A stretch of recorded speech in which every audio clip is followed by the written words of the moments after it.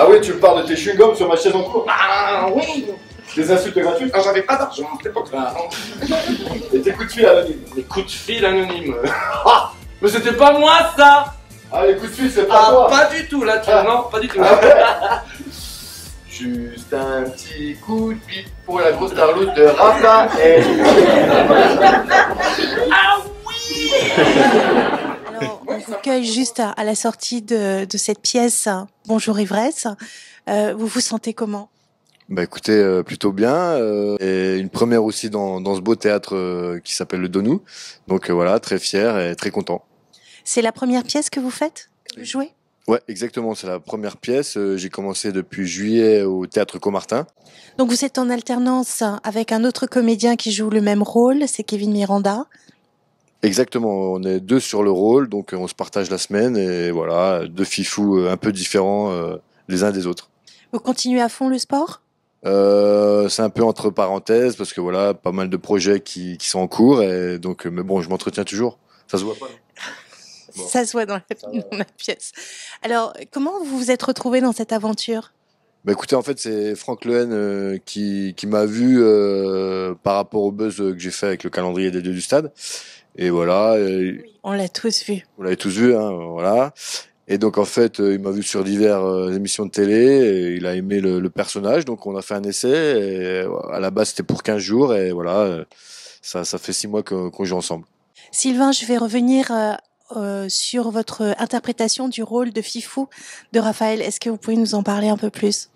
Bah en fait, voilà, Fifou, c'est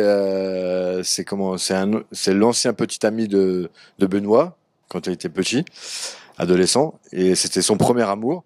Et donc voilà, on se perd de vue et Vanda, qui était toujours un peu son meilleur ami, a décidé de m'appeler en cachette. Et voilà, j'arrive, je débarque dans sa soirée d'anniversaire en tant que stripteaseur et voilà, plein de choses qui se passent. Et voilà, je redécouvre mon premier amour, lui pareil, donc voilà.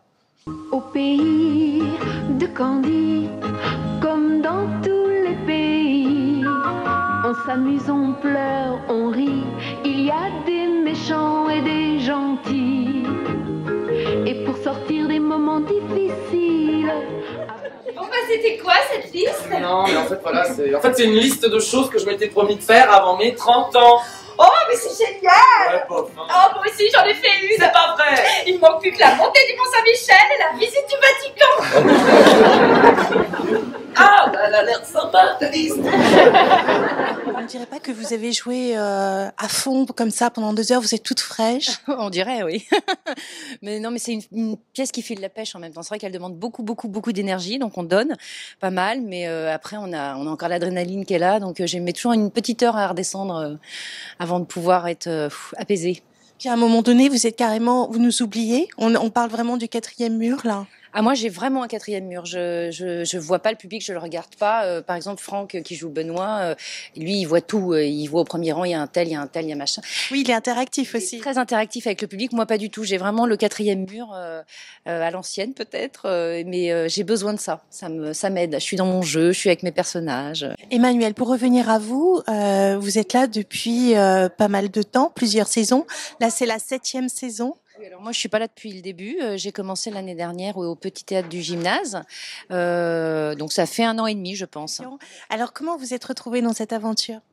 J'ai rencontré Franck en fait sur une pièce qui s'appelait Revenir un jour, et puis il m'a demandé d'aller voir Bonjour Ivresse qui se jouait au Feu de la Rampe à l'époque, et j'ai eu un coup de cœur sur le rôle de Marie, et il m'a dit ça tombe bien parce que je voulais te le proposer. Donc on a commencé des répètes, et je trouve que c'est vraiment un personnage fabuleux à jouer parce qu'il y a vraiment 2 facettes complètement différentes, et puis je me suis régalée, je me régale tous les jours avec, donc je regrette pas du tout.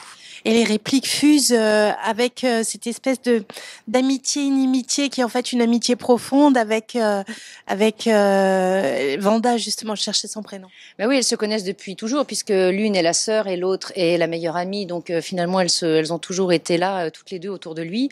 Bon, c'est pas du tout les mêmes personnages, hein. Moi je suis plutôt un peu petite fille coincée, un peu nunuche, et puis elle complètement libérée, limite trash. Donc voilà, c'est vrai que c'est un peu le jour et la nuit qui se rencontrent, ça peut exploser, mais finalement elles finissent quand même par bien s'entendre.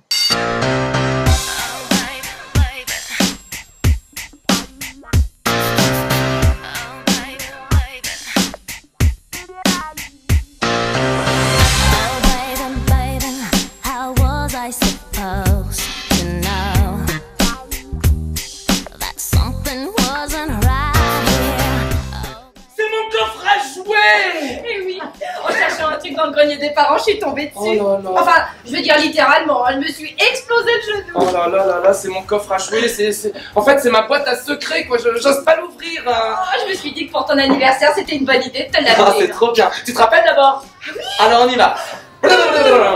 Figure au point, enfant.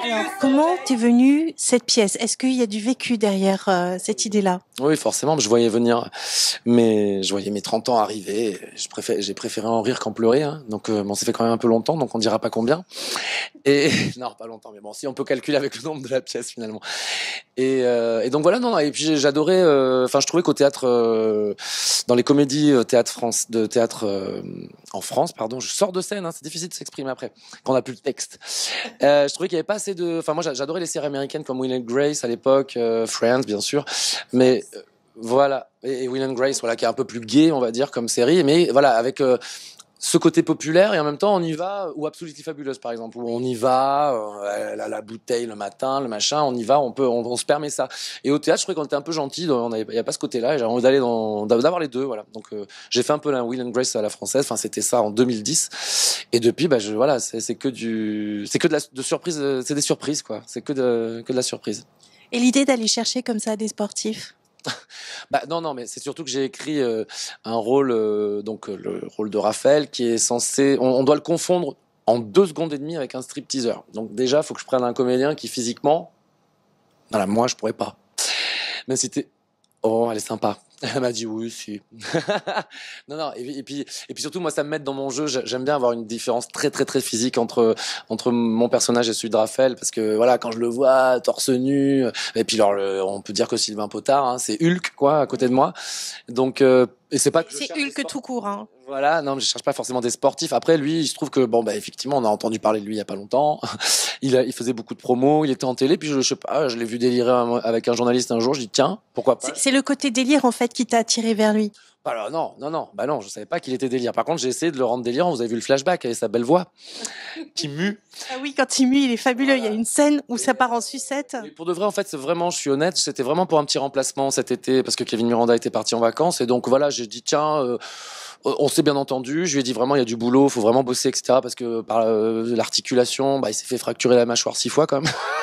C'était les premières répètes, oula, j'ai pas l'habitude de ce genre de truc. Il a fait quelques remplacements et du coup il a intégré l'équipe, il est en alternance avec Kevin, et moi je suis très très content parce que c'est un bosseur, c'est-à-dire qu'à chaque représentation il entend ce qu'on lui dit, il bosse et il laisse pas de côté, enfin non, donc ça m'a fait plaisir, et puis il continue, et puis voilà, et puis les gens l'aiment bien, donc Quel est le message que tu veux porter? non, il y a pas de, si, il y a des messages, évidemment, des messages de tolérance. Moi, après, c'était plutôt de faire de changer les codes du boulevard. C'est-à-dire que, moi, mon personnage principal, il est homo. C'est pas juste un second personnage qui arrive à l'acte 3 avec une plume dans le cul. Bon, moi, il arrive dès le début.